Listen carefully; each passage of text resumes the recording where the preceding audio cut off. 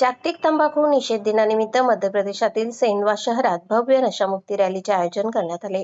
जिल्हाधिकारी जयंती सिंह यांच्या निर्देशानुसार आणि सामाजिक न्याय विभागाच्या मार्गदर्शनाखाली हा जनजागृती उपक्रम राबविण्यात आला।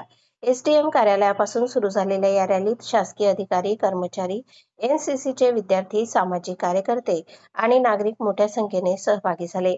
आंबेडकर चौक, शिवाजी चौक आणि शहरातील प्रमुख मार्गांवरून मार्गक्रमण करत रॅली ऐतिहासिक किल्ल्यावर पोहोचली। रॅली दरम्यान सहभागी नागरिकांनी नशामुक्तीच्या समर्थनार्थ घोषणाबाजी करत समाजाला सकारात्मक संदेश दिला। ऐतिहासिक किल्ल्यावर पोहोचल्यानंतर सर्वांनी एकत्र येत भव्य मानवी साखळी तयार केली आणि तंबाखू व इतर व्यसनांच्या विरोधात जनजागृतीचा प्रभावी संदेश दिला। कार्यक्रमाची सुरुवात हस्ताक्षर मोहिमेने करण्यात आली। तसेच नशेच्या दुष्परिणामांवर आधारित पोस्टर प्रदर्शनाचेही आयोजन करण्यात आले होते। तहसीलदार राहुल सोलंकी यांनी उपस्थितांना नशामुक्तीची शपथ दिली। सातपुडा आदिवासी नशामुक्ती अभियानांतर्गत व्यसनमुक्त झालेल्या कुटुंबांचा यावेळी सन्मान करण्यात आला। एनसीसी विद्यार्थ्यांनी शिस्तबद्ध संचलन सादर केले, तर नशामुक्ती गीतांद्वारे समाज प्रबोधन करण्यात आले। कार्यक्रमातील सेल्फी पॉइंट आणि किल्ल्यावर उभारलेली विशाल मानवी साखळी हे विशेष आकर्षण ठरले।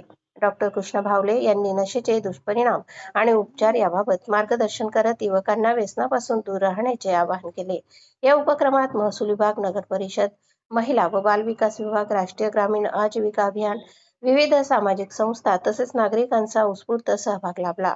नशामुक्ती आणि निरोगी समाज घडविण्याच्या दिशेने हा उपक्रम महत्त्वपूर्ण ठरल्याचे मत उपस्थितांनी व्यक्त केले।